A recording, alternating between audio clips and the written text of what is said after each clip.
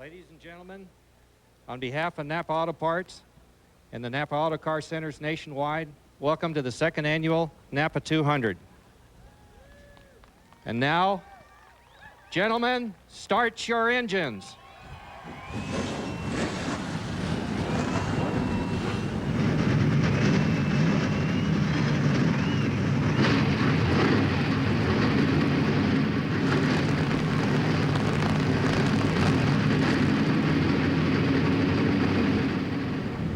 After a wild afternoon in Richmond, we come to Tucson, Arizona for the NASCAR Craftsman Truck Series. The engines have cranked. The Napa 200 is about set to roll on this interesting little 3/8 mile oval where the trucks make their third visit. It's an impressive field, an interesting field, about to tackle a racetrack that, Larry, has very short straightaways and very interesting corners. Very interesting corners because it's parabolic. 6 degrees at the bottom, 9 degrees in the middle, and 12 degrees at the top. That's the reason you see most of the guys running around the top of the racetrack, because it's much faster up there. Of course, you're also closer to the wall. When things go wrong closer to the wall, well, we'll see how that all unfolds. Here's what the corners look like. Sans trucks. Those trucks will be thundering around there at speed very, very quickly. It's not a long race. 200 laps on 3/8 of a mile is only 75 miles. Mike Skinner set the record for the race distance here last year at about 62.5 miles an hour. They'll run 101 laps, replenish the trucks, put on new tires, then turn them loose for the final 99. A lot of great memories from this racetrack, even though we've been here only twice before. P.J. Jones, coming from 3 laps down to finish second in the inaugural, was one of those memories, and we're certainly tickled to be back here again as Larry Rice gets his first look at the trucks on ESPN, and Marty Reed will be doing his sprinting at the halftime break. I'm impressed with this Dokken kid putting that Dodge on the pole. This guy is definitely a rising star. Well, he certainly is. He's a young kid, but he got a lot of training in the go-karts, and go-kart drivers today are really getting a lot of progress, a lot of notoriety in all forms of racing. Take a look at that starting lineup, which Dokken leads. It was a Dodge sweep of the front row here. First time in 20 years that's happened. Jimmy Hensley will be alongside the youngster Dokken. Michael, just 25 years old. Jimmy's been racing almost twice that long, as a matter of fact. In row 2, you've got Rich Bickle driving for Darrell Waltrip alongside Chuck Bound in one of the Roush Racing Fords. Then Mike Bliss and Tony Raines. That's impressive. He did the best job of anybody. He missed a show at Orlando, came back to run 6th here. Very, very impressive. The rival teams of Earnhardt and Childress, Hornaday and Sauter, the drivers lined up side by side. Then Jack Sprague alongside Dave Rezendes, the veteran Dan Press, and the newcomer Kenny Hendrick. Joe Nemechek is flanked by Toby Porter. As we move back through the field, another newcomer, Kevin Harvick, as we said, 16th spot for Joe Rutland here today. Butch Miller, the runner-up in Orlando, then Rick Crawford, Randy Tolsma with Stacy Compton alongside. Brian Reffner owned the track record here, qualified 21st this time. Pole last time. He's alongside Rush. Then Corelli and Keselowski. Boris said and Mike Calabucci, the last 2 drivers to qualify on time, were Donner and Rizzo. The provisionals going to Doug George, Tony Roper, Kelly Denton, and Kenny Irwin. But Roper didn't get to stay in the field because his truck owner didn't make the show, and as a result, Brevac replaces Roper in the lineup. This is Tony Raines, who will come from 6th starting spot in the Pennzoil Dodge, last year's ASA champ after failing to qualify at Orlando. The view from Mike Bliss' cockpit looks like this. He's given us some spectacular pictures during the course of our coverage of the Truck Series. Jimmy Hensley has this view from the outside of the front row as Dokken works alongside, and the green flag flies. We're underway. You got a good look at Michael Dokken getting a great jump on Hensley through that inboard camera as he really got on the throttle and took off and jumped into the lead immediately. Dokken out front.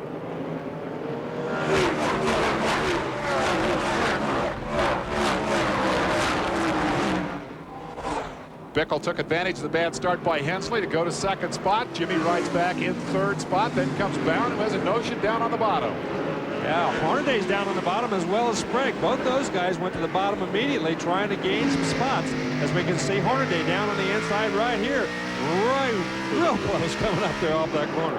Tony wondering for a moment as Hornaday got a little loose in his attempt to get around Mike Bliss. This is the race for 5th, 6th, and 7th. Yellow Pennzoil Dodge carrying the camera. Raines running in 7th spot. This is the view out the back from Bliss. You can see the Hornaday right away.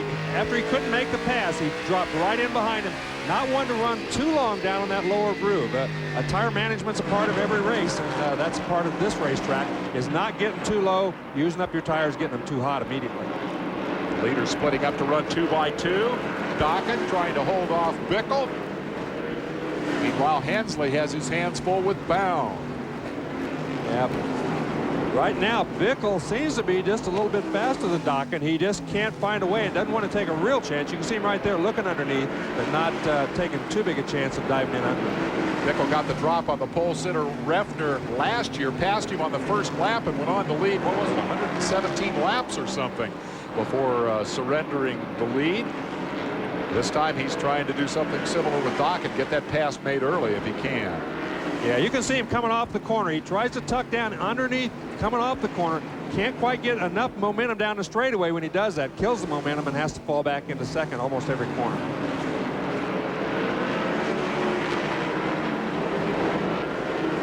Dokken, who is 25 and looks like he's about 18, doing a pretty good job under the pressure from the veteran Bickle.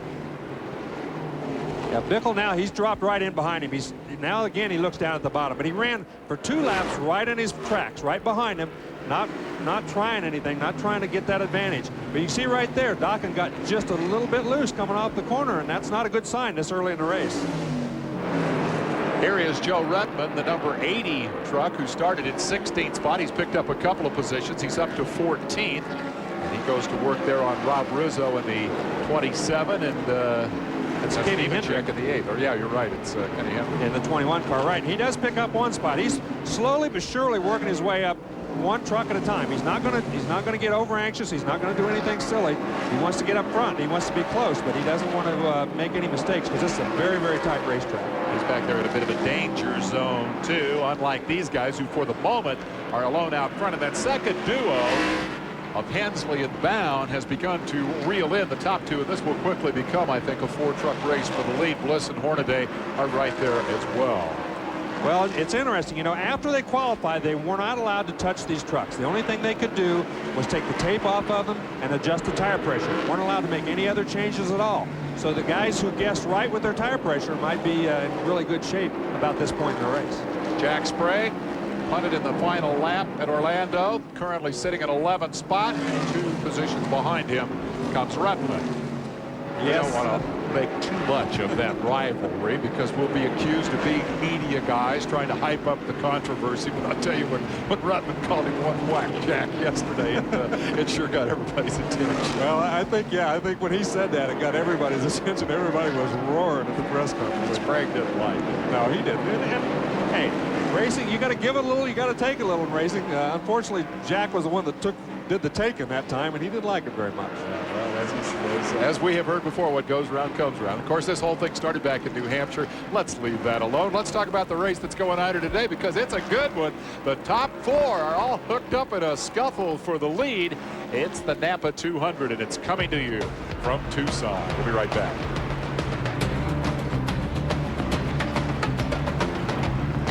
Sports attraction. What you're looking at in the background is that stuff called snow in the higher elevations. Down here on the desert floor, it was rain. Right now we're under yellow because of this. Rick Corelli has stopped on the racetrack. 1 lap ago, the truck came by slowing dramatically, and now Corelli has brought out the yellow. He is dead engine, just short of the start-finish line. A big disappointment for Corelli, who's had a tough day here today in the Remax Chess Round Auto Chevrolet. He qualified only 23rd. Remember, after winning the Featherlight Southwest Tour race at Phoenix, he said we were going to see a new Rick Corelli this year. Forget all that consistency that everybody talks about in sound bites. He was going out and try to win races. He will not win today. He's got to be frustrated. Well, he said he was going to make a new commitment. He said he'd forgotten that racing was supposed to be fun. He said, I'm going to go out and have fun and try to win, and that's exactly what he's done. But this was not a good way to start that commitment, I guess. Well, of course, in his case, it was kind of like going back to his roots to get into the Southwest Tour car. As he goes racing with Kenny Schrader, another guy that'll race anything that's got 4 wheels on it. Passed him late in the race, went on to win the thing. Yeah, Schrader really looked like he had that thing handled. Corelli really came on strong the last part of that race down at the Copper World and blew him away. He's very popular in this part of the country. Rick is a former champion in that division.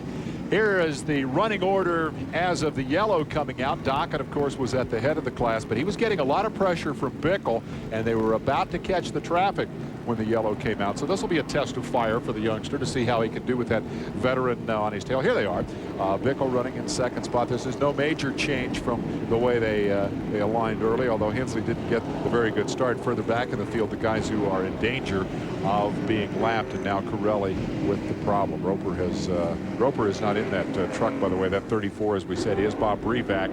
His teammate, who works for him, actually, Tony Roper, was faster, but the owner gets to drive. I guess that's the way it works. That's one of the problems when you out-qualify the boss, I think. Well, let's see if we can get more on the Corelli story. Marty Reed, what you got? Well, we found out that the motor is not running, and I'm going to see if I can poke my head in here. Rick, I know you're frustrated. What happened out there? I don't know. It just shut off, just like somebody turned the key off. You know, it's unfortunate. Chevrolet Remax truck was coming pretty good. We qualified a little bad, but I mean, we're going to the front. But you know, right now we'll just get out here, try and finish, make some points, and see what we can find out what's wrong. Temperature has risen about 20 degrees from when we first practiced this morning at 8 a.m. Out here. What's the track like now? Track's pretty good. It's a little loose there on the bottom of the racetrack, but you know, I think that's standard at this place. You know, it gets loose. Okay, they're going to tell him to try and fire the motor. Back to you guys. And back to green we go with Dockett getting a great jump. Yeah, and you can see that Hornaday jumped down to the inside, and he's gained at least one spot and maybe two as he's running right alongside of Bound. He got Bliss on the restart. He works on Bound. Jumps in line behind Hensley.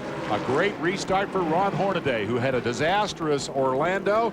Big crash, cracked ribs, a lot of pain. He's 100% healed up and said, I am ready to get at it. I'm ready to get after my championship defense here in Tucson.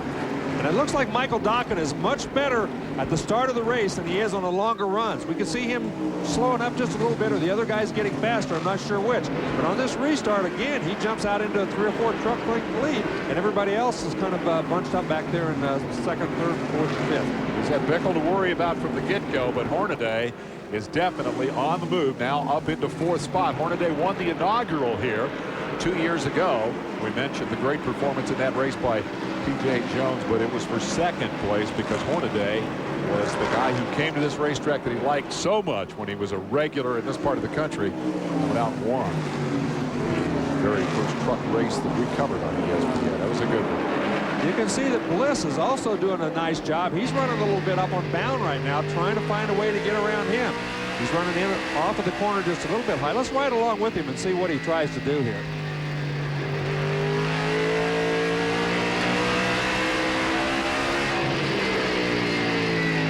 He's going to try to pass him. He's going to try to go by. That's what he's going to try to do, Larry. Well, he ran in a little bit high going into the corner, and then tried to dime it off. He got a nice run down the straightaway and tried to get in under it going into turn 1. Just couldn't do it, though. Still didn't have enough momentum. This racetrack's very narrow in some instances, but look at this. Hornaday, on the other hand, is not having any trouble. He's gained another spot as he went around Hensley. Hornaday has picked up 3rd position, putting Hensley behind him, and definitely is the man on the move. The Napa Chevrolet, the Napa 200 put it together. There is incentive here for Ron Hornaday as he seeks to successfully defend his NASCAR Craftsman Truck Series championship of a year ago. He's pulling away from Hensley. He'll go after those leaders in a hurry. That's a fast truck.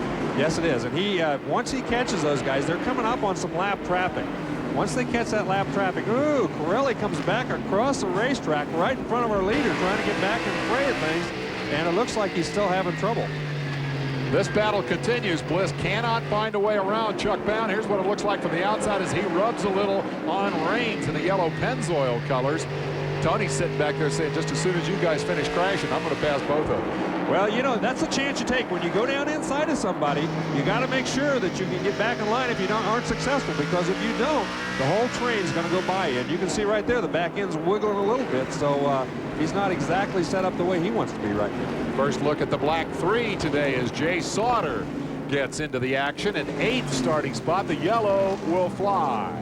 And it's Rick Corelli again setting dead in the water down in turns between turns 3 and 4. He came across the racetrack, and it looked like as soon as he got across and started getting on the gas, the thing died again. And He's just having a terrible day. Boy, frustration indeed. So Corelli is 2 for 2 in terms of bringing out the yellows. We're going to take a break.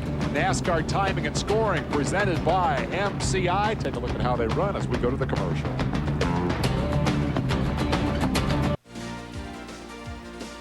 Check this out. All-day drag racing. It happens Sunday, March the 23rd. It's pay-per-view. The Slick 50 Nationals, brought to you by ESPN Enterprises. It'll cost you $15 to watch drag racing all day long. Call your cable operator or your satellite provider, and they can tell you how this deal works. You have seen the future, and it is 24-hour-a-day racing. That's what I'm living for. I'm living for that day. We should be looking, I believe, for a green flag this time by. Man on the move in this field is the number 16 Hornaday in the Napa Chevrolet truck. He has come from 6th starting spot to now run 3rd. Randy Tolsma has suffered some damage on the number 61. He got into the fence coming off of turn 2. He just got up there, banged it just a little bit. You can see there's a white wall in the right front tire. Otherwise, he seems to be okay, but it might have knocked it out of alignment. That could be trouble. Back to green. And once again, Michael Dockett gets a terrific start. Every start and every restart, he just takes off. He gets a couple of truck lengths lead, and then it seems like the longer they go, the stronger Bickle gets for catching him. This time it wasn't nearly as big a lead as he's had earlier. Dockett a little loose right there. I said Hornaday qualified 6th. He was actually 7th on the grid and has shown the most improvement in terms of positions here. In fact, this would not be a bad time, I think, to go to our Napa field summary and run them down for you. Look for your favorite driver among the truck racers. Right now, the top 10 are all pretty much single file. Jack Sprague in that 10th spot. He's actually just picked up a position. He's moved around Dan Press, and that's going to put him right on the tailgate of Jay Sauter, further back in the field. Stacy Compton had a good qualifying run here today. Keselowski and the Dodge, Rizzo, the road racers picked up a couple of spots. Tolsma, as we said, with a little bit of difficulty. Calabucci had a better than average run here. Pirelli is out with motor trouble. Napa field summary here as we go to Jack Sprague and see what he can get going here. He's up into 9th spot. Well, if you look at the right front corner of that truck, they had a little trouble in practice. They hit the fence earlier. The brakes locked up.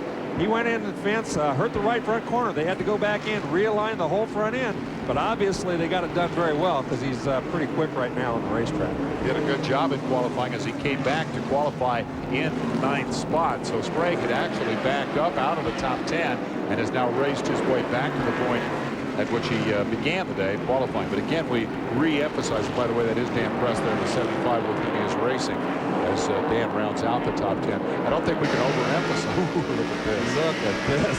Jay Sauter on the inside. Hello. Tony Raines, now he's right alongside. Ooh. And says goodbye. And look at this, we see Dan Press on the inside of both of them. Raines had to get out of the throttle. He took advantage of that, got up to the side of him. Now he's going to lean on him just a little bit.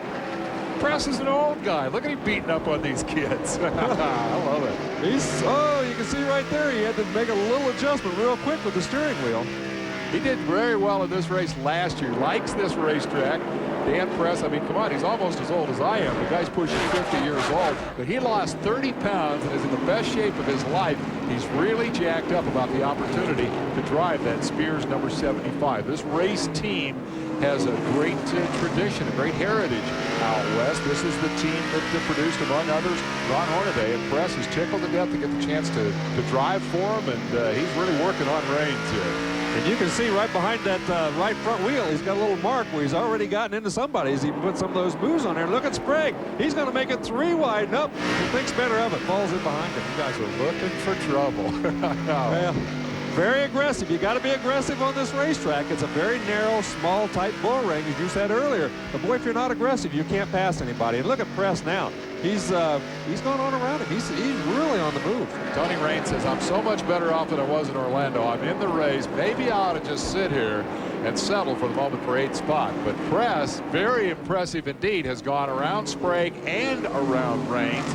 As they lap the 34 of Breback, Press is headed for the front.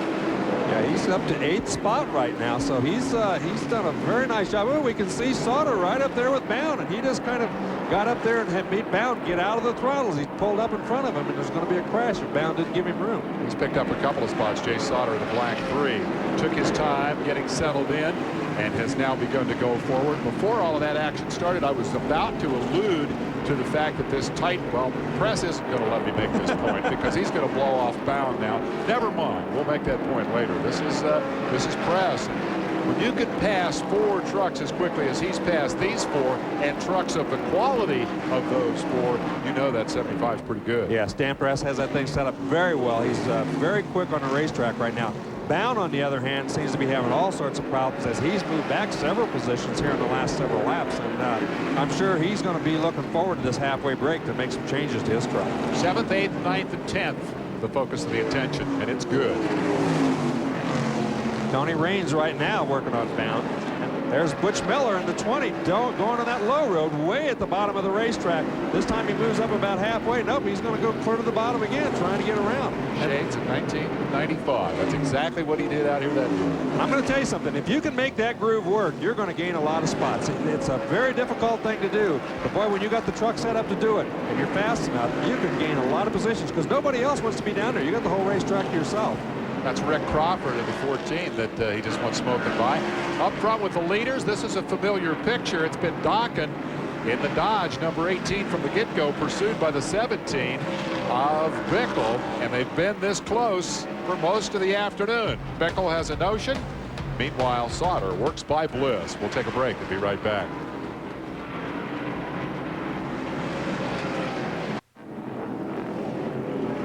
We go to commercial, we go to yellow. That's been the pattern thus far today. This time it's for Bob Keselowski. A pretty uneventful little spin over in turn 2 that barely brought out the yellow, I would say. And as Bob motors back around to determine whether he's heard anything other than the flat spotted tires, the man we were keeping an eye on here was Butch Miller. He had made that bottom work pretty effectively. It's easy for you to say it's uneventful, but when you're sitting sideways and there's 30 trucks headed for you, it doesn't seem so uneventful when you're sitting in the truck. I'll grant you that point, yeah. This view of that is better. Yes, that's right. That's right. He was real happy to see the yellow get out of the way, let me tell you. But you're right. Butch Miller was the guy that was really on the move. He was using that low groove right at the bottom of the racetrack, and he'd gone from about 15th up to 10th right before the yellow flag. And the longer the race went, the faster he got. And for what it's worth, Keselowski just motored up beside the number 13 truck of Mike Calabucci, and they exchanged signals, so perhaps that relates to the source of the spin. I think we can sneak in another quick commercial break while they clean up and get things back underway so that we show you most of the green flag stuff. That, after all, is why you're here.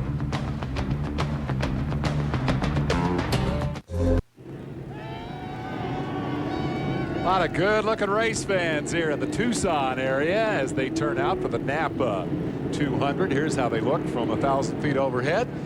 From the Miller Eagle. The Eagle, a unique twin-engine airplane that Miller Brewing is using to provide fans an exciting view on sports television. TV's fastest eye in the sky. That thing will fly 180 miles an hour. That'll certainly keep up with the trucks, which don't go anywhere near that speed around this joint, but speed is not so much the issue here. Competition, close racing, and figuring out where to go on the racetrack to make your pass. And Butch Miller seems to have that figured out. He's gone from 20th to 9th, and most of those he's done in just the last 8 or 10 laps. As he set back in about 18th or 16th spot for most of the race, but boy, he was fast the last few laps. Dawkins led from the get-go. We're back at it. Dokken once again, look at that, 2, 3, 4 truck length lead every time they take the green. But oh, look at Ruttman, he got way high coming off of turn 2. This Joe Nemechek, or John Nemechek, sorry, down on the inside of it. I think we had Joe in the beginning. Says, I believe so. Yeah, I'll take advantage of that. We can get another look here and see what happened with, well, we see the tail end of it. It may have brushed concrete up there. May have taken the LCI logo off the right side. Well, I'll tell you what, and we talked earlier about it being 6, 9, 12 degree banking, and then there's marbles, and then there's concrete. He had them all in that little incident right there. And he's got some smoke coming out. He might have a tire rubber, or he might have an oil leak that caused him to get up there in the first place. In either case, he's got problems, and he's down on the inside of the racetrack. Marty Reed, can you help us? Well, if you see the right front tire on Joe Ruttman's truck, it is rubbing now against the bodywork that has been crunched in. He just got a little bit high. I was standing here just off to the side of 2. I don't know if he got a little push from behind, but he is definitely losing a lot of positions. I'll be amazed if he can make it to the mid-break without having to pit. So, for the guy who opened the season so spectacularly with the victory in Orlando, trouble here today. Up front, trouble for these two, I think. Hornaday has moved to third. Dan got a decent restart, and perhaps for the first time is ready to get up there and challenge before the midway break, which we are closing in on, actually. Time flies when you're enjoying a 3/8 mile racetrack. 16-second laps doesn't take long to rip through 101 of them. And so the Gatorade halfway challenge awaits as we approach the 80-lap mark. And there is Hornaday, all healed up from his cracked ribs and ready to try to score his first win of the year and his second on this racetrack. There's Boris said, one of the 23 rookies that we had show up here this weekend. I mean, there was rookies everywhere. He did a very nice job, qualified, you know, at least he made the race. He's around now running in 25th and seems to be catching on. This is a whole lot different than a sports car race. A winner at the 24-hour race at Daytona, the Rolex 24 in the GT3 class earlier, and now doing something very, very different. Our MCI rookie update shows that Kenny Irwin, currently 22nd on the racetrack, is the leader amongst the rookies here. That in terms of the points, not in terms of position on the track, but he is the point leader for the Cintas Rookie of the Year competition, for which Said is also a competitor. And I think Kenny Irwin has gained a lot of spots. As you remember, he started back in around 30th position and up to 22nd, so he's gained a few spots so far. Having to take a provisional to get in here was a bit of a disappointment for Irvin, that he is now showing in 19th position, and for the record, Said is now 24th in the number 44 track. Yeah, he started at 25th, so he's kind of hanging his own. He's, you know, he's not gaining a lot, he's not losing a lot, but the big thing he is doing is getting a lot of short track experience. And believe me, it's so important just to get laps in any kind of a series that you're in, especially a series as new as this one is. How about the Dockin kid in that Dodge? He has led this thing from the drop of the green.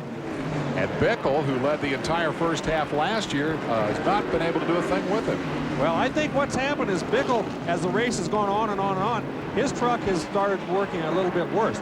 Dawkins' truck has stayed pretty consistent. He got a Bickle gained on him a lot at the first of the race because his tires, I think, were a little better, a little newer, and he had it set up a little better. But as the race went on, Dawkins stayed about the same. Bickle's kind of lost the handle a little bit, and really he keeps keeping up, but he's not gaining anymore. And Hornaday, likewise, I had really expected him to continue his charge and reel in the leaders. He's not been able to do that. You can see the interval from Bickle back to Hornaday, and it appears to be pretty stable. You can't really see the parabola, if you will, of these corners, but where they are running, the fast groove is, in fact, the 12-degree banking. The differences, the variation in the banking is only 3 degrees at each increment, so it's difficult to see, but you can sure feel the difference when you're driving the truck. And when you just go out there and walk up and down the bank, you can feel a definite difference just walking up and down. It changes. It's a very smooth transition, but there's a definite difference in the 3 grooves. In front of the leaders, we see Rutman. Look at Hornaday going to the bottom, trying to trick on Bickle. Didn't work, but with fewer than 10 laps remaining to the halfway break and the $1,000 from Gatorade on the line, Hornaday says, watch me, I'm going to fool him. Yeah, it looks like Dawkins is beginning to loosen up. Looks like the back end is, just watch the back end. Looks like he's hanging that thing out, is wiggling a little bit.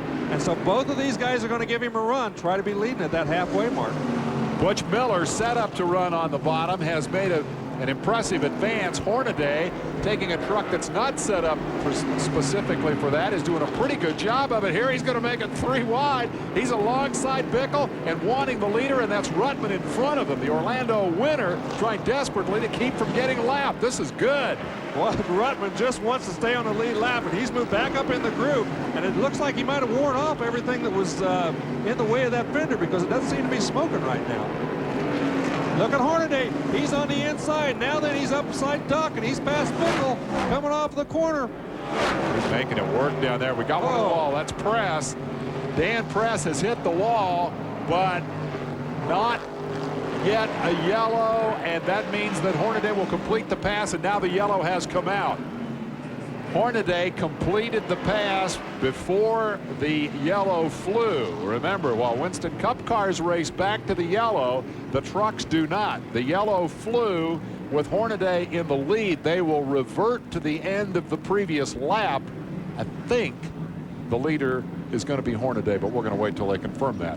Perhaps they are discussing that as they drive together down the backstretch, side by side, which is just what they were doing at flat-out racing speed a lap ago. And if you think Bickle's going to give in that easy, I don't think so. It happened close to the midway break, and in fact, I think was motivated not only by the Gatorade halfway money, but by the opportunity to lead the thing going in to halftime intermission. And then it was interrupted by Dan Press slapping the concrete up in turn 2. Press had been very impressive indeed, as we documented earlier, coming up through the field, perhaps overcooked it just a little, and tried to scrape the right side off the truck. Yeah, I'm not sure whether he really got into the wall. You know, it looked to me like the engine was doing all the smoking, so I'm not sure whether he actually got into the fence or whether the engine just blew up causing all that smoke. Well, you could be right. I was giving him credit for that scuff I saw over there on the NASCAR logo, but I didn't actually see him put that scuff there, so that could be from an earlier incident. We're back to green with Hornaday out front, and a look at sprint to the midway point.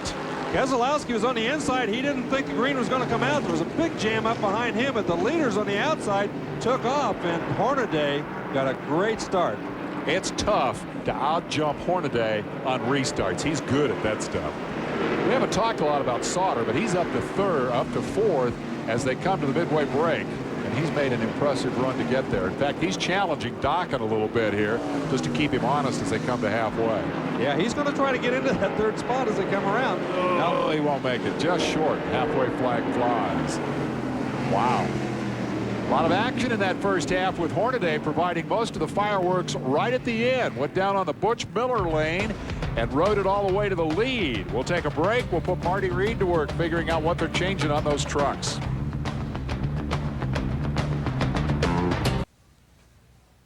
Reminds me a little bit of a hurricane. There's all that noise and excitement, then it gets quiet for a little bit, and then there's a lot more noise and excitement. And a fair bit of the noise and excitement came right before the yellow flag. We're going to take another look at that. NASCAR badly wanted to get to the halfway point under the green flag. So Doug George runs the number 12 up there into position, and Keselowski runs the 29 up there into position. But then somewhere it all went wrong. Well, Keselowski thought he should be in front of George, so he pulled down on the inside of him, and he's trying to get out of the throttle so the leaders can catch up with him. While he's out of the throttle, they're in the throttle, and everybody behind him got all messed up back there. Almost was a big crash is what happened. He had the out of the throttle part of it dialed in. Let's go to Marty. He's on the run. Well, it's a little cramped down here, but you picked the right time to lead. A little extra bonus at the halfway point. What's it like out there?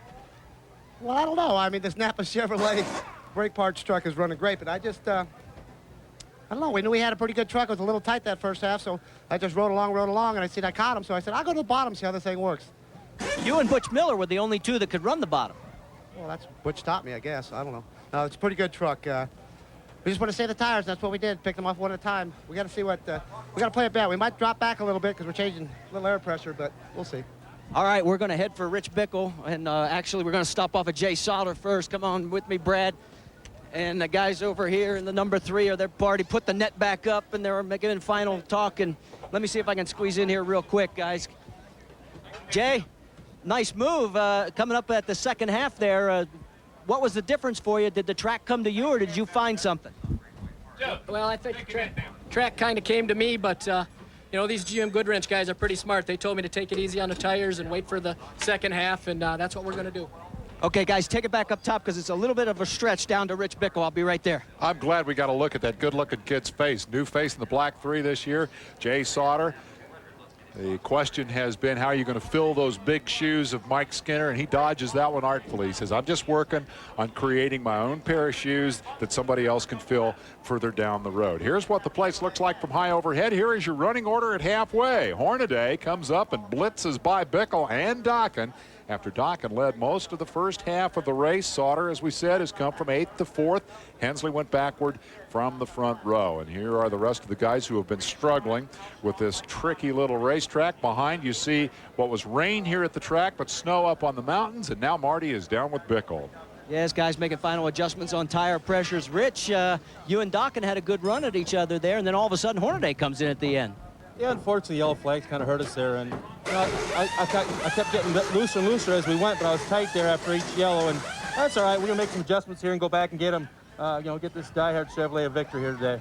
A couple of guys have been able to run the bottom line. You think that's going to come in better for you? Will you try it down there? Well, I'm gonna have to get down there. That's about the only place you can pass this place. So hopefully that you know, I can get there and get Ron loosened up and get to the bottom and get back by him, because you know, he's raced here a lot. He knows that bonsai pass at the bottom, and maybe I should have tried it earlier, but I was pushing too much, and I thought, you know, might come up in the 18. So We'll just make some adjustments. Like I said, try to get this diehard Chevy back up in front. Guys, I'm going to go track down Joe Rutman and Mike Dokken. Talk to you soon.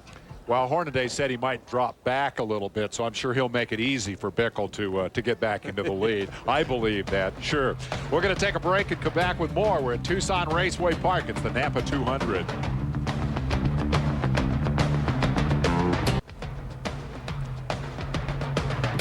March roars in like a race car, actually. We've got the kart season kicking off this weekend. Pole qualifying. You'll see it tonight at 9:30 Eastern Time on the Deuce. Of course, they're down in Homestead, Florida. And the kart weekends traditionally include the Indy Lights. You'll see the Firestone Championship competition. That'll be Sunday at 4 o'clock Eastern Time, 1 o'clock out here on the left coast.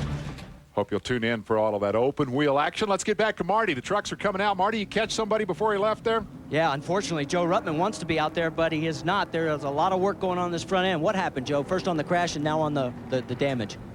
Well, what happened is I got into too deep and too high into one and just got her in the wall. The driving error is what that was.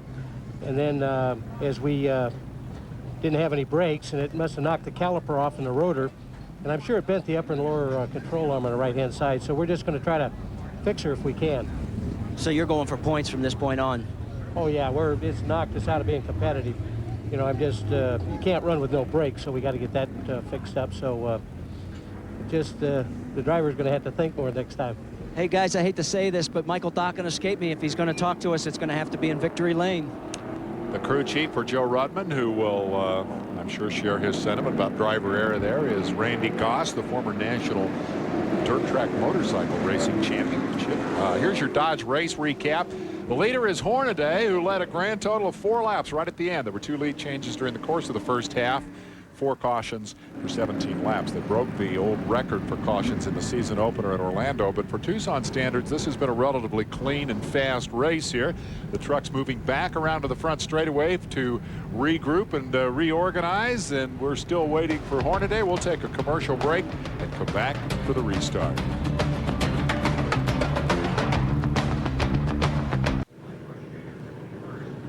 What a great little short track out here, maybe 10 miles east of Tucson. It's a bull ring. We'd like to thank the folks at Miller Brewing once again for the great aerial views. Here's where they come from. A unique television airplane. It's called the Miller Eagle. The Eagle, the newest eye in the sky on sports television. And that's the view they have of this little racetrack that has provided us with a fair amount of action. Did you learn anything, Larry, in the first half that might apply to the second half? Well, I think everybody learned that tire management is very, very important. Both Hornaday and Bickle rode up there. They followed. When it got down to 10 to go, they both let it all hang out. They had plenty of tire left. You don't wear the tires out, but what you do is you overheat them. And once they're overheated, boy, it's hard to get them cooled back down so they're fast again. The payoff for Hornaday is the point. As they start the second half, we'll take you down through the entire field and let you find your favorites. Sauter went forward impressively. Miller passed more people, I think, than any other driver out there to get to 7th spot. And the thing he has in common with Hornaday, who started 7th and ended up leading the race, is that the key passes came way down on the bottom of the racetrack. They were the only 2 guys to do that, and you've got to have a lot of confidence in your truck. You've got to have a lot of confidence in yourself, because down there where it's flat, boy, if you make a mistake or you got a truck that's just a little bit loose, it's awful easy to turn one around, and that's big trouble on this track. If I'm the rest of the drivers in the field, and I noticed that the guys who made more passes than anybody else in the field did it on the bottom of the racetrack, why don't I go down there too? Why don't they all go down there and run around the bottom? Well, I think it's more a lack of confidence than anything else, because, you know, these guys have got a lot of experience. They know a lot about this. Not that Hensley and some of the other guys don't, but you really have to have a lot of confidence that the truck will work on the bottom. If you go down there and make a mistake, you could lose 3 spots just as fast as you could gain 1. And again, with that parabolic banking, keep in mind that when you do go down to the bottom, you're not only running on a lot shorter racetrack, but you're running on a lot flatter racetrack, and it requires a whole different truck. This is the truck that showed us that line so impressively in the race here 2 years ago. He ended up, I looked that up a minute ago, I think Butch ended up 16th in that race because of a late race problem, but he had done the same thing that day that he did today, and that is take it down to the bottom. It was a different truck, of course. Take it to the bottom and pass people. So we'll see if we can do that on the restart, which is about to happen. The real problem coming down off the bottom is when you come off the corner, you're actually coming uphill, and you're killing your momentum as you come up that hill, and it cuts your straightaway speed, so it really makes it hard to make passes down there if you're not really fast. Wes Morgan puts the green in the air. We're back underway.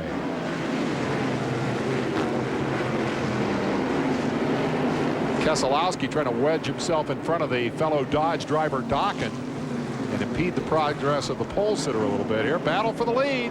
Hornaday said he might go backwards at the beginning of this segment. It looks like Bickle might give him a little trouble, and he does go around it. I didn't believe it, but doggone, look at that. He was telling it, don't you ever believe a race car driver? Yeah, I believe everything they tell me.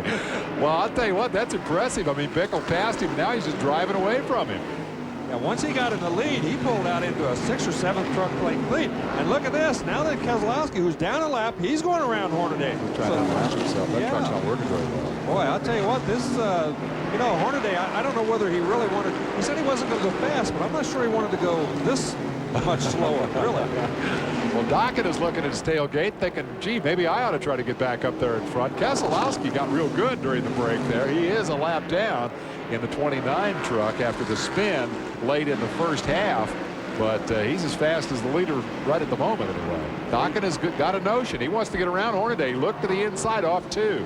You have to start the second half of this race on sticker tires if you're on the lead lap. So all these trucks that are up front had to put on brand new sticker tires. The other thing that they do is they guess on the tire pressure. A lot of them will put in less tire pressure than they really want later in the race because they know as the heat builds up, the tire pressure is going to build up and the stagger is going to change. So they're all guessing as to how much that tire is going to grow and how much pressure it's going to gain. Of course, it's a bit less of a guessing game for the second half than it is for the first because they've got 100 laps experience to work with. That's Corelli down on the bottom making it 3 wide, running again, but well off the pace after the engine quit twice on him early in the event. Here you ride in the Cummins truck owned by Richard Petty and driven by Jimmy Hensley and currently in 5th spot. This is wild action right here. Yes, it is. Sprague at 24 is 10th. Sprague is looks like he's a little bit more aggressive in this half of the race. I think he's run back there about as much as he wants, but Resendes in that 7th truck also looks like he's ready to move up a few spots, but right now they're not passing anybody. Keselowski wants to get back around the leader Bickle and get on the tail end of the lead lap, and he may have the truck that could do it, and they are simultaneously pulling away from Hornaday. Yeah, Keselowski, after spinning that in the first half and getting a lap down, really seems to be one. Well, obviously he's one of the 2 fastest trucks out there right now. Bob is the driver, and Ron is the crew chief. The Keselowski brothers having a pretty good run here. We'll take a break. Get back and see how it pans out. We're back. You haven't missed a thing. Keselowski didn't get his lap back. Miller is still working on the bottom. He's in number 20 right there.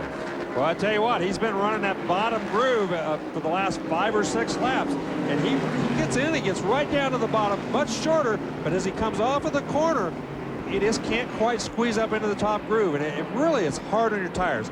If he has that truck set up perfectly, he might be able to do this the whole second half of this race, but otherwise, man, it could be a disaster near the end of the race. Here we're looking at him from Hensley's truck, which you can just see the corner of now ahead of Mike Bliss as Bliss comes up alongside. Breback on the bottom complicates things a little bit as Miller has to make it 3 wide but finds room.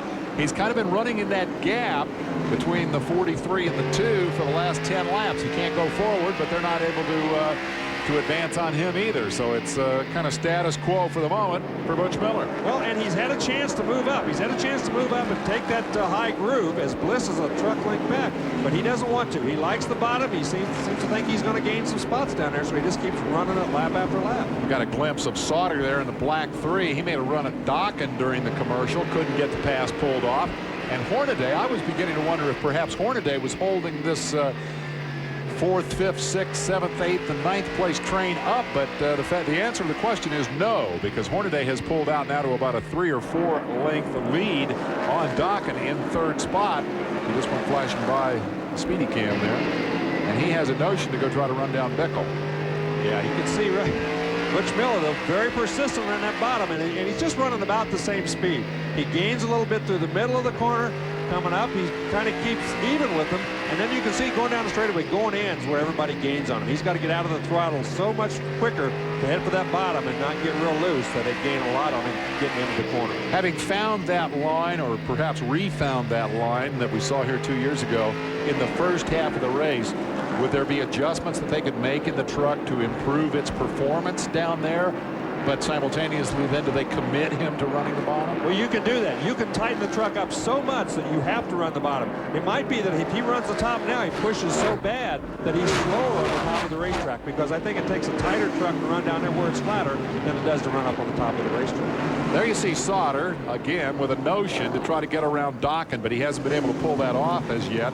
And the next truck in line ahead of them is Hornaday, and he's pulled out now, what, half a second, I guess. So Hornaday's not holding anybody up. That's a fact. And as Dockin seems to be slowing everybody up, it's actually helping Butch Miller. They're all kind of in a line, and if they catch somebody that's slower than they are, then it's going to help him. And he seems to be now up, get an advantage on Hensley, and next in line is going to be Sauter. Third, fourth, fifth, sixth, seventh, eighth, and I guess ninth, all involved in that scrap. Yes, and as Miller continues to run down there, he just seems to be gaining little by little by little. Isn't making any big advances at any one time, but boy, ever so slowly he's creeping up on these guys. Bickle's catching the traffic. He's pulled away from Keselowski, and Marty Reed has more on the story. Well, the two changes that they made, guys, that seem to be significant is they changed the air pressures. They won't tell me if they went up or down. And they also changed the track bar. So that seems to be the plan. And they say he will be able to run that bottom line if he has to. But if he stays out front, he can pick his own line. Well, Bickle sounded a little apprehensive, I thought, in that halftime interview, Marty. But, boy, I got a feeling that about a half a lap into this second leg, he had a big smile on his face because that truck worked from the get-go. Yeah, I think when he went around Hornaday as easily as he got around him, I think all of a sudden he figured out, man, this baby is on target. And that's just the way I wanted it. Boy, right now, though, he's got plenty of traffic as Ruttman run right alongside of him right there. Yeah. And they're hanging him up real bad. Kelly in the green truck on the bottom, and Ruttman, who definitely does not want to go another lap down here to Bickle. And so that is the progress, and Hornaday sees an opportunity in that, doesn't he? Right, and he's going to run the bottom. He's going to go right down to the bottom, try to get around him. Those two guys are running the top two grooves. The only place left is right around the very bottom of the racetrack, and that's the one he chooses, and he gets him the lead back. For the lead in traffic, Hornaday read that picture perfectly and zips back into the lead. So Hornaday, who really cut his racing teeth here in Tucson, won an awful lot of races here at his old Featherlight Southwest Tour days, demonstrates an ability to work traffic like the master. And right now, Bickle, he's mad at the two guys in front of him. He's mad at himself, and he's mad at everybody else on the racetrack because, you know, he knows that he probably should have done exactly that same thing. He was running so good at the top, he thought he might get a chance to sneak around, but now, then look, he's going to go right back to the bottom and pulls right alongside. Boy, that truck's got to be working good to be able to do that. He still figures he's got a better truck than Hornaday, that was a fluke, a product of traffic, and then in a straight fight, he's got the better stuff. And I guess the evidence at the moment is that he may be accurate, although Hornaday is trying to come right back on the inside. This is good stuff. Right on. That's right, back on the inside. He's going to try to pull off the same kind of a move. Doesn't get it done, though. Looks like both of these trucks are working better down off of that real high groove than we maybe expected. They're both able to run down there in that middle groove or even lower and still be very fast. Let's see, with the time change, it's probably just about the end of happy hour in Richmond, and I'll bet old DW and the Intimidator may be tuned in the back of the hauler to see who's got the best truck driver in their stable. Bickle for Waltrip, of course. Hornaday for... Yeah, I imagine they've got everybody out there kind of on the edge of their seat here. Hornaday, though, right now doesn't seem to be quite as quick as, again, Bickle's pulled away. Oh, we got a crash. Refner has crashed. The track record holder here, Brian Refner, who sat on the pole for this race last year as a rookie, hit pretty hard there. The left front is flat, and so Refner will require attention.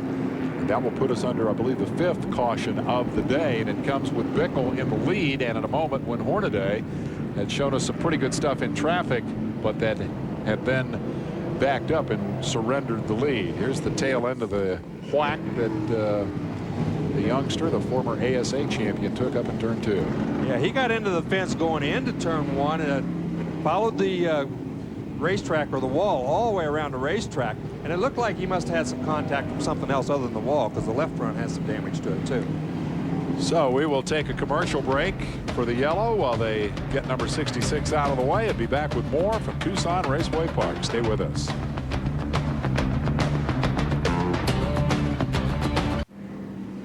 back at Tucson Raceway Park. I've caught up with a disappointed Brian Refner. And what happened out there? Because you look like you're running a pretty steady pace. Well, fair. You know, we made our halftime adjustments, you know, trying to make some improvements. And I don't know, something broke or blew left front tire. Something happened left front suspension, and had no steering, and just locked the brakes up. And that's too bad. You know, Carlin Ford was, you know, running decent. We wanted to finish, and you know, just keep. It's a new team, wanted to keep building. But now let's have to look forward to Homestead now. This is last year's Cintas Rookie of the Year. David, who's doing well out there in the rookies right now? Good opportunity, I think, for us to update that rundown. There's Toby Porter, who is, I believe, currently the highest running rookie in the field. He is 9th, started 14th, the Hardee's colors, and a pretty name brand team that he's running with there. That's the operation that had picked up. Go ahead and run down the rest of your rookie update. Kenny Irwin, Stacy Compton, Lonnie Rush, Toby Porter. Now they are in order here of their standings for the season. And on the right was their running order for the race. Toby Porter's done a nice job. He's been very consistent, very steady. He hasn't been down out of that groove, testing any of the passing lanes down near the bottom. But he's been very consistent on the top, and he's made everybody that's come up behind him, if they wanted to get around him, they had to do it the hard way. And the guys he's passed, you know, he's moved down to the inside, got around a couple of those guys, but he hasn't been clear on the bottom. He's kind of been in the middle when he's made those moves. Rainier Walsh Motorsports is the team. Harry Rainier, a well-known former Winston Cup owner. That Hardee's paint job was on Cale Yarborough's car the year Cale ran the first 200-mile-an-hour lap at Daytona and then flipped the thing on its top. We're coming back for the restart. Up high overhead.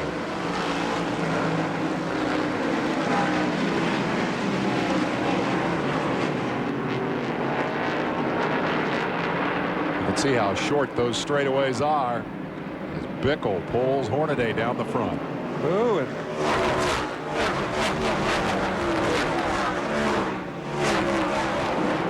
Dawkins got a problem. He got way high down in 3 and 4. He hit the fence up in turns 1 and 2 that time. As all of a sudden, just going into 3 and 4 in that last lap, he just went way up out of the groove. Gotta believe that something broke on the truck, although he continues to limp along. Michael Dokken, your pole sitter, the 25-year-old who has picked up an excellent ride for the season in that Dana Dodge Kurt Rohrig's truck.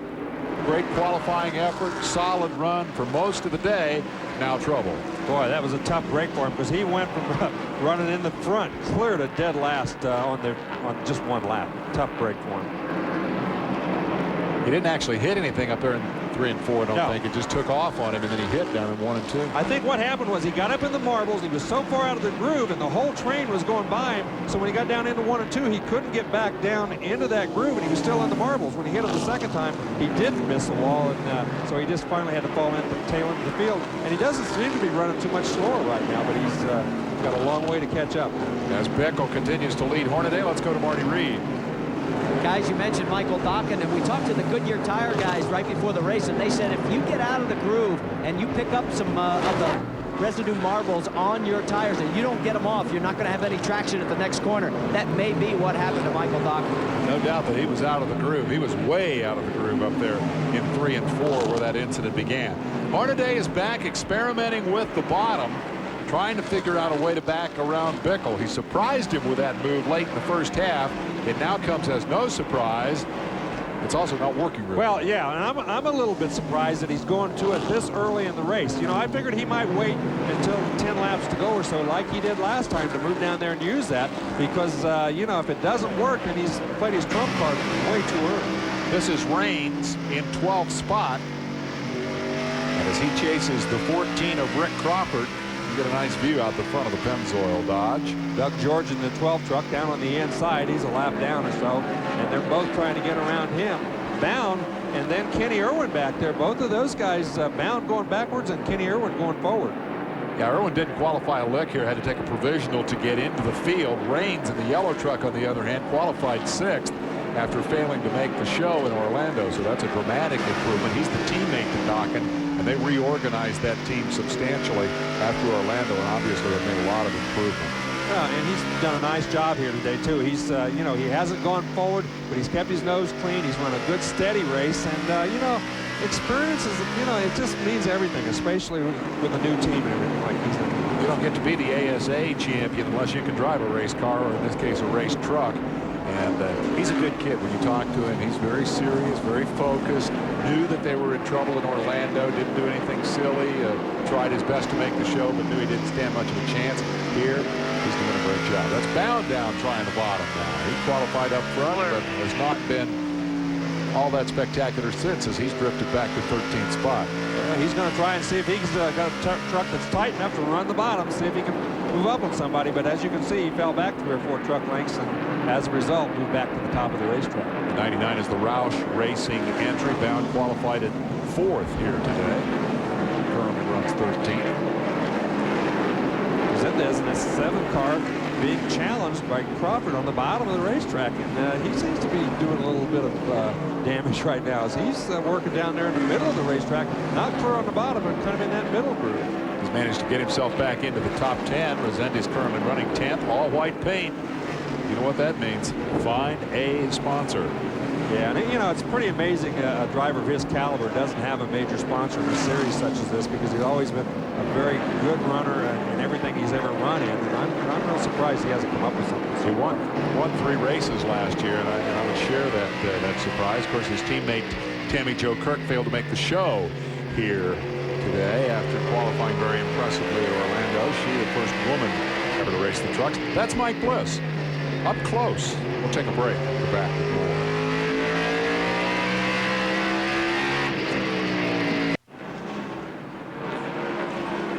We're back at the Napa 200. You're watching the race for 3rd place. Jay Sauter, who has taken the Black 3 ride from Mike Skinner, who's off in Richmond this weekend for the Winston Cup festivities, is currently in 3rd, but it depends on where on the racetrack you look, because Butch Miller down on the bottom periodically gets the nose in front. Butch Miller has run every groove in the racetrack in the last 3 laps trying to get around him. So far, he hasn't pulled it off, but boy, he's trying everywhere. Marty, can you tell us more about Butch?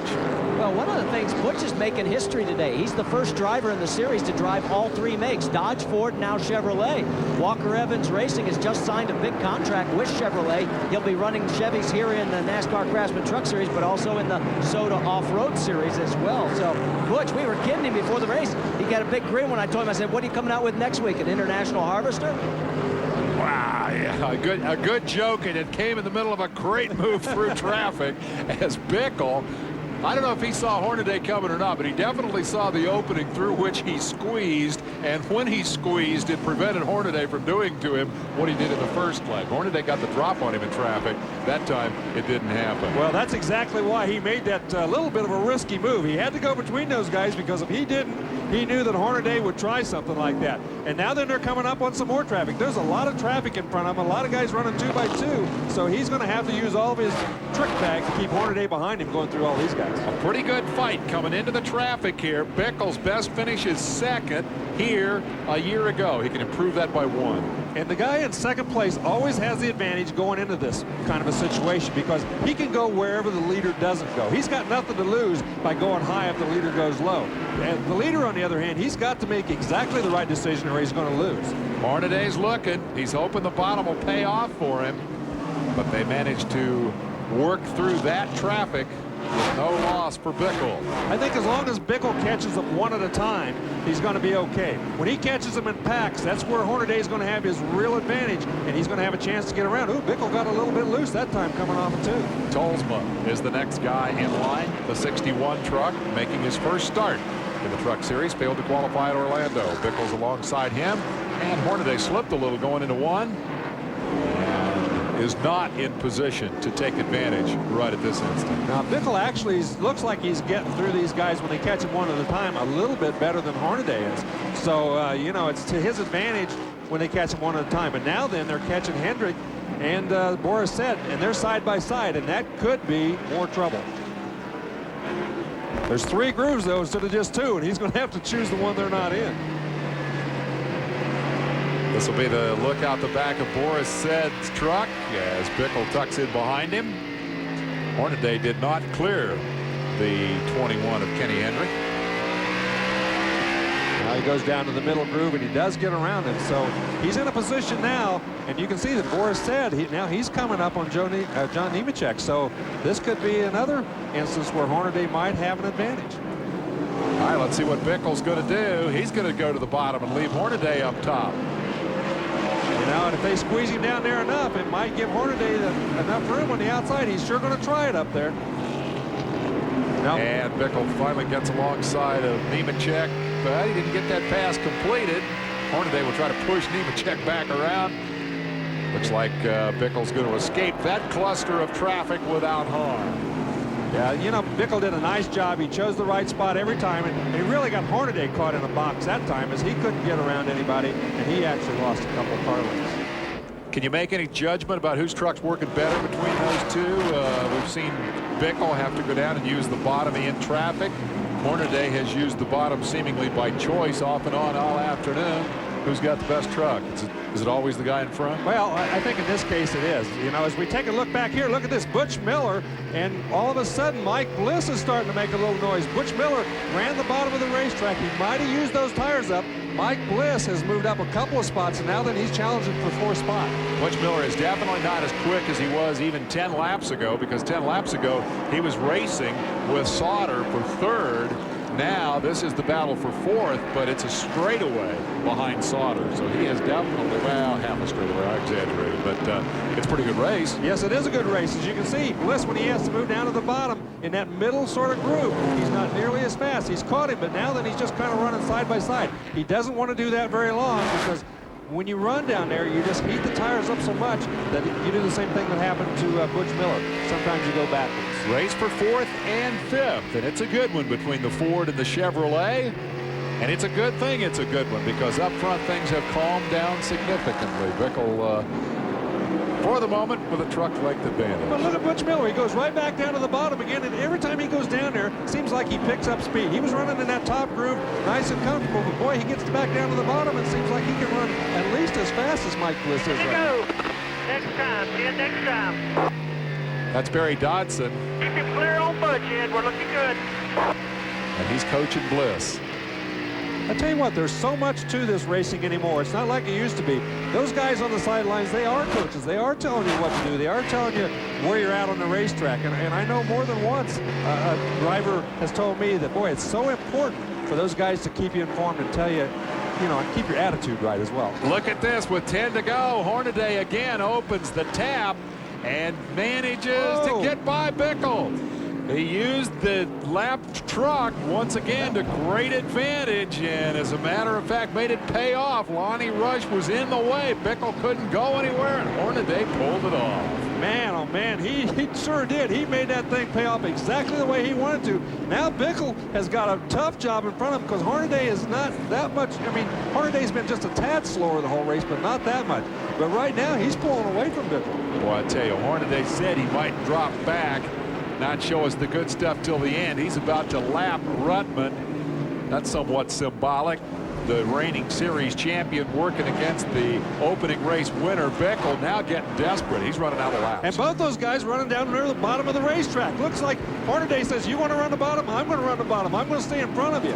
He's going to run wherever Bickle wants to go, and if it's going to be the bottom, then that's where he's going to go too. This is for all the marbles. Bickle in the orange and black trying desperately now to do something with Hornaday, who threads through this traffic like a master and is leaving Bickle behind for the 2nd year in a row.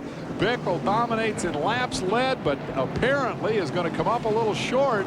I better not get premature. I don't think so, because Bickle's got plenty left. There's a little bit of time left. He's going to try that bottom groove, see if he can pull it off. There's lots of traffic up there, too, as they're coming up with just a few laps to go. That's going to play a big part in this race. He's going to have to do it in a hurry. Chris Morgan, the starter, showing the move over flag to the lappers because the leaders are coming. But so far, Hornaday has not put a wheel wrong. He's opening up the gap on Bickle. Well, if Hornaday pulls this off, it's going to be 2 halves of the race in a row that he's waited till the very last part to really show all of his cards. I mean, he rode around there letting everybody think that he was a little bit slower. And then when the chips were down, when they really counted, man, he found the groove and he took off. And it looks like now he's pulled off into a 4 or 5 truck length lead. A white flag in hand. It's over. That's the last lap flag falls on Hornaday. And the guy who loves this place so much, the guy they kind of nicknamed the King of Tucson when they came here in 1995, is going to cruise to his second victory in 3 years here on this racetrack. The Napa Chevy has won the Napa 200. Here's the race for 4th and 5th to the wire. Bliss gets loose. Miller gets the spot. Good finish to a battle that has gone on through most of the second half of this race. Some of the contestants in that battle dropped out. Wow. It came down to a 2-man fight. Dan Press giving a wave to his old rival on the West Coast, Ron Hornaday, who has, for the second time, claimed victory here at Tucson in the trucks. We'll take a break and hear from him soon. When Ron... It has become kind of a trademark of the truck racers as quiet once again settles over Tucson Raceway Park. Do that little donut. Once everything's over, they come over now and admire the black marks that Hornaday has just left on the racetrack. He's done it again. Hornaday cruising around to the cheers of the fans, and he's got a lot of them here in Tucson. He lulled everybody to sleep thinking that he wasn't as fast as Bickle, but boy, when it counted, he stood on the gas, just as he's doing right there. Let's show these guys some smoke. We can smoke them now. We don't need those round black things anymore. The crowd will love it. I thought he was going to spin it again up there and won, but he gathered it back. I put an interesting little signature mark there on the concrete pad, and then headed for victory lane. I'll tell you what, Napa's got a lot of reason to celebrate here. The race sponsor also sponsoring the winning truck, and you were exactly right. I mean, he led the laps that mattered, both the first half and the end of the race. Exactly right. And, you know, and he drove a very, very smart race. He didn't wear anything out till he really needed to. He has just pulled into victory lane, which is back behind the main grandstand, and the party, the celebration, is ready to begin. Marty, are you down there in the middle of that? Yeah, we're right here as Ron Hornaday comes out. Look, hey, Ron, I got to get you down here. We're running out of airtime. It's awful nice when you win your own sponsor's race, isn't it? I'll tell you what Napa brakes and Chevrolet pickup trucks, I'll tell you what, flawless. I'll tell you, we had a push in it. I don't know what else to do. Guys were saying up top that you were sort of holding back and looked like you had a rocket ship at the end. Well, yeah, they kept saying Butch Miller's coming up on the bottom, and I said, all right, just tell me how much he's gaining and everything, and we started running that groove. We just had to save these brakes and tires, and I'll tell you what, Action Collectibles #1, and a lot of great guys. Goodyear came out with a great tire again. I'll tell you what, I'm just happy for Chevrolet pickups and everybody. 2 times in 3 years. Great job. Give us a thumbs up and a #1, because we'll be back with more from Tucson Raceway Park. Congratulations, Steve Park.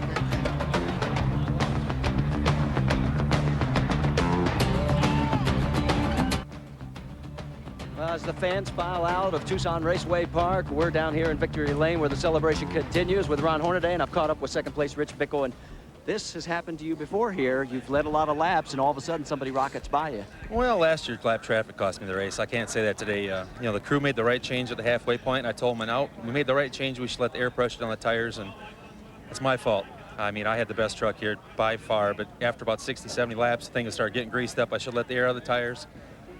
I give this one away myself. There ain't nobody else to blame but it. You know, they talked me out of it, and I should have just stayed firm and said, you know, let's let 2 more pounds out of each tire so the thing wouldn't get greased up. This here's diehard bad as Chevrolet. I mean, we ran good. Finished 3rd, 2nd. Maybe we'll get our first win there at Homestead, but this is tough to take. Guys, Rich Bickle, second place. He's still in that points hunt.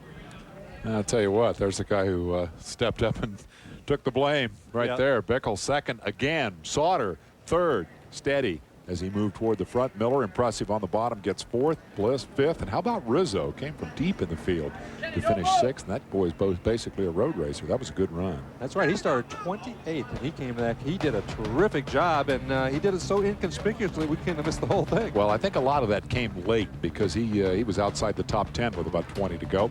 On back through the rest of the field, Stacy Compton, after a good qualifying effort, winds up in 16th spot. Tolsma's top 20 in his very first truck race. We'll take a break and come back. NASCAR, you've never seen it like this, with NASCAR's greatest finishes and closest calls. Now you can own the most spectacular collection of history-making NASCAR moments ever assembled. To order, call 1-800-996-8866. Back down here in Victory Lane at Tucson Raceway Park, we've caught up with third place Jay Sauter, and you were telling me, we were talking before while the commercial was on, that Butch Miller was really amazing on that low groove, and it had an effect on your race. Oh, definitely. You know, he worked hard on the bottom.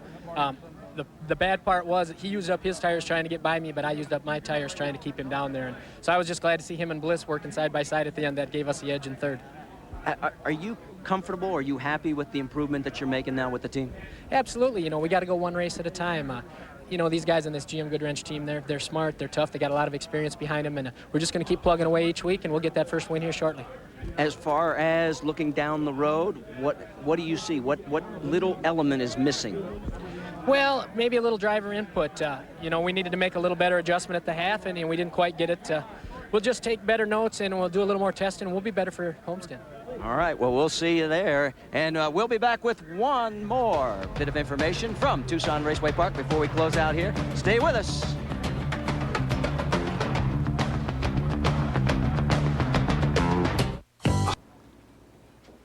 The consolation prize for Rich Bickle is the NASCAR Craftsman Truck Series point lead by 5 over Stick It on the bottom Butch Miller, as he stands second in the points, having run 4th here today. Jay Sauter moving into 3rd. Hensley is 4th, and Joe Ruttman falls from 1st to 5th after finishing 28th today. That in the wake of a crash that significantly damaged his truck. Quick final thought from you, Larry. Well, I think the whole key here was Hornaday was ready to run the last 10 laps of the race. He was smarter than they were at getting the race truck set up for that part. And as long as he can do that, all he has to do is lead the last lap, and they're going to be the winner every time. Rich Bickle knows better than anybody else that it's not how many laps you lead at Tucson, it's which laps you lead.